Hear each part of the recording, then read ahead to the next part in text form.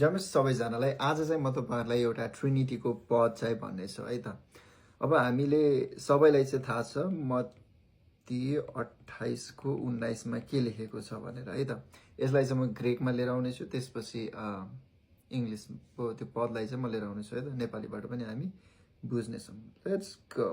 यसमा चाहिँ के लेखेको छ, यसकारण जाओ सबै जातिका चेला सबै जातिलाई चाहिँ चेला बनाओ भनेर लेखेको छ र 19 मा चाहिँ उनीहरुलाई कसको नाम बप्तिस्मा दियो, पिता पुत्र पवित्र आत्माको नाममा बप्तिस्मा दियो भनेको छ। ठ्याक्क त्यसमा चाहिँ कसरी ट्रिनिटी जोडिएको छ त्यसलाई चाहिँ हामी हेरौं है त। Let me paste the verse. Okay, यो चाहिँ मत्ती 28 को 19 पद है त।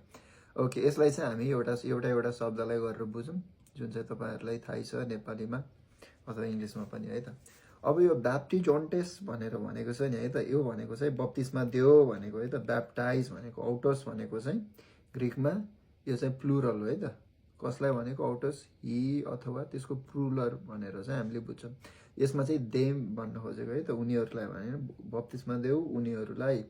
EIS इन TO टो भनेको द भयो है त। ओनोमा भनेको चाहिँ नाम भयो है त। यहाँ हामी यसभित्र चाहिँ एउटा फन्डा छ है त। अहिले हामी यसलाई बुझ्दै जानेछौं। यसभित्र एउटा फन्डा छ। तपाईले यसमा के देख्नुहुन्छ, एउटा ग्रामेटिकल मिस्टेक जस्तो चाहिँ देखिन्छ है त। तर यसले नै त्यो रहस्यलाई चाहिँ खोल्छ। ब्याप्टाइज झन्डै गिटार खसेको कस्तो झट्टा आँखाले देखिहाल्यो। Amazing. Baptise them in the name भयो है त। टाउ भनेको पनि फेरि द नै हो है त। तर टाउ भनेपछि चाहिँ यो ग्रीकको चाहिँ जेनेटिभ भन्छ के। जेनेटिभ भनेको चाहिँ अफ लाग्छ है त। अफ, त्यही भएर यो चाहिँ अफ द भन्छ। पाट्रोस भनेर भनेको छ अफ द फादर। काई भनेको के रे, याद गर्नुस्, काई भनेको एन्ड भनेर भन्छ है त। काई भनेको चाहिँ एन्ड। अनि मैले भर्खर तपाईहरुलाई भन्दै थिए यो टाउ भनेको के रे, ठ्याक्कै यो अफ द भन्छ है त। अनि फेरि हुयो भन्छ है त। हुयो भनेको चाहिँ सन। युए भन्छ तर यहाँनिर टक्कै लाग्यो नि ह भन्ने चाहिँ साउन्ड आउँछ है त। हुयो भन्छ अफ द सन। फेरि काई भनेको एन्ड। टाउ भनेको मैले भर्खर तपाईहरुलाई भनेको थिएँ, फेरि टाउ भनेको के रे, यो पनि टाउ, तीनवटा टाउ छ। टाउ भनेको अफ द। हागियो भन्छ, यो आगियो है त। फेरि मैले यहाँनिर यतापट्टिको यो एक्सेन्ट लाग्यो भने चाहिँ ह भन्ने साउन्ड आउँछ, त्यही भएर यो हागियो। हागियो भनेको होली, पवित्र। न्यूमाटोस भनेको चाहिँ स्पिरिट। अब हेरौँ है त। जहिले पनि ग्रीक भाषाको ग्रामर अथवा इंग्लिश ग्रामरमै हेर्दाखेरि यतापट्टि नेम अफ भनेछ भने यो चाहिँ के भयो, नेम भनेको सिंगुलर भयो है त। यहाँनिर फेरि नेम्स भनेको भए चाहिँ यो के हुन्थ्यो, प्लुरल बन्थ्यो है त। यहाँनिर मेरोमा यो किन देखाइरहेछ, ओके।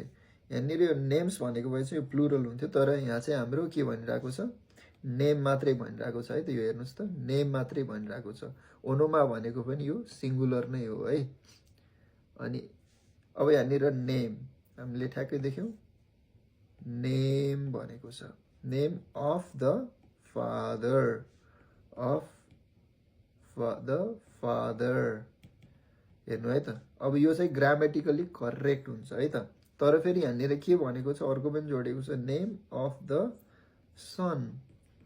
अफ द सन पनि जोडेको छ। अनि फेरि यहाँनिर of the holy spirit, holy spirit पनि जोडेको छ। त अरे it looks like this is grammatically wrong छ, किनकि यहाँ नेम्स भनेर चाहिँ छैन। किनकि यतापट्टि यो सिंगुलर छ भने यतापट्टि पनि यो सिंगुलर नै हुनुपर्छ। तर यहाँ चाहिँ तीनवटा व्यक्तिको नाम चाहिँ दिइरहेको छ भनेपछि त्यो चाहिँ प्लुरल हो। बट यो ग्रामरले चाहिँ हामीलाई सिंगुलरमा मात्रै नेम मात्रै भनिरहेको छ। ओके, ग्रामर बुझ्नुभयो तपाईहरुले। यतापट्टि सिंगुलर भनेर दिइरहेको छ भने यतापट्टि पनि दिने सिंगुलर नै हुनुपर्छ। तर यतापट्टि नेम चाहिँ सिंगुलर भनेछ, तर व्यक्तिहरु चाहिँ बहुसंख्यामा चाहिँ दिइरहेको छ, Father, Son and Holy Spirit भनेर। भनेपछि यो भनिसकेको के हो त, यो चाहिँ इन्टेन्सनली नै राखेको है त। That is how our God is. यसो हेर्दाखेरि ग्रामेटिकल मिस्टेक देखिन्छ, तर this is not mistake, this is how you talk about God. बाइबलमा एक एक शब्दहरूलाई ट्रान्सलिटरेट गरेर लेखिरहेको छ क्या ग्रिक भाषाको होइन। त्यही भएर चाहिँ त्यो ट्रान्सलिटरेसनमा पनि एउटा कुरालाई चाहिँ फोकस गरेर चाहिँ उनीहरूले लेखिरहेको छ। त्यही भएर यसले भन्न खोजेको चाहिँ हाम्रो गड इज सिङ्गुलर, परमेश्वर चाहिँ सिङ्गुलर हुनुहुन्छ, परमेश्वर एक परमेश्वर हुनुहुन्छ। बट उहाँ चाहिँ व्यक्तिमा हेर्दाखेरि चाहिँ तीनवटा व्यक्तिमा हुनुहुन्छ, पिता पुत्र पवित्र आत्मा। त्यही भएर कतिले चाहिँ बाइबल छट्ट पढ्दाखेरि a this is grammatically mistake भनेर भन्छ कि no, it is not grammatical mistake, it is how our God is है त।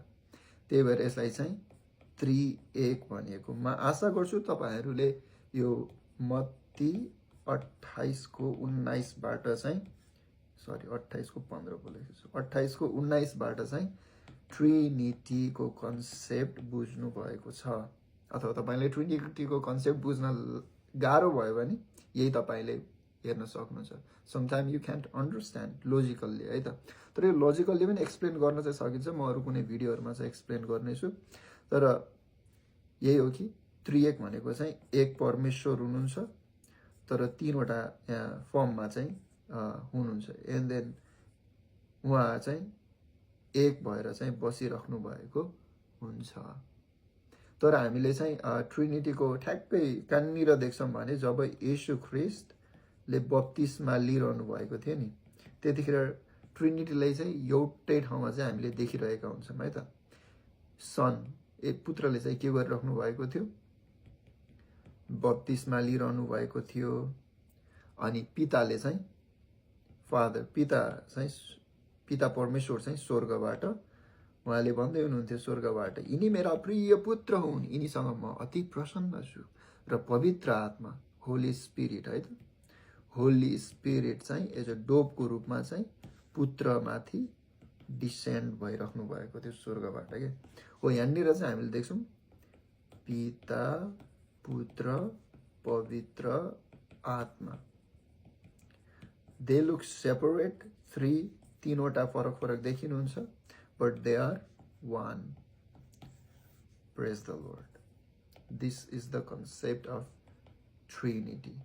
परमेश्वरले चाहिँ तपाईँहरूलाई आशिष दिनुभएको छ। यदि कतिले ट्रिनिटी के हो भनेर बुझ्नु भएको छैन भने ट्रिनिटी यही नै हो। मे गड बी ग्लोरिफाइड। यदि तपाईँहरूको अरू कुनै प्रश्नहरू छ भने तपाईँहरूले कमेन्ट गर्न सक्नुहुन्छ अनि म सक्दो त्यो कमेन्टको रिप्लाई दिन प्रयास गर्नेछु।